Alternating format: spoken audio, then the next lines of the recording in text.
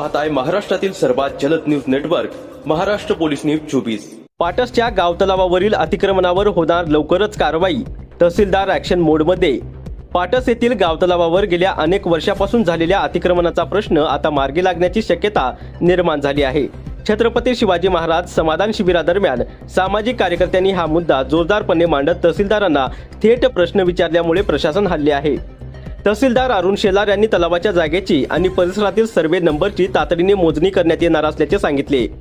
मोजणीत अतिक्रमण आढळल्यास संबंधितांना नोटिसा बजावल्या जातील आणि ठराविक मुदतीत अतिक्रमण न काढल्यास प्रशासकीय कारवाई करून बेकायदेशीर बांधकामे हटवले जातील, असा इशाराही त्यांनी दिलाय। पाटस गावाची जीवनवाहिनी मानल्या जाणाऱ्या या तलावाच्या परिसरात मोठ्या प्रमाणावर अतिक्रमण झाल्यामुळे तलावाचा मूळ आकार कमी होत असून जलसाठ्यावरही परिणाम होत आहे। या पार्श्वभूमीवर प्रशासनाकडून कारवाईचे आश्वासन मिळाल्यामुळे नागरिकांमध्ये समाधान व्यक्त केले जात असले तरी आता फक्त आश्वासन नको तर प्रत्यक्ष कारवाई कधी होणार अशी चर्चा ग्रामस्थांमध्ये सुरू आहे। महाराष्ट्र पोलीस न्यूज 24 साठी दौंड प्रतिनिधी नेताजी खराडे।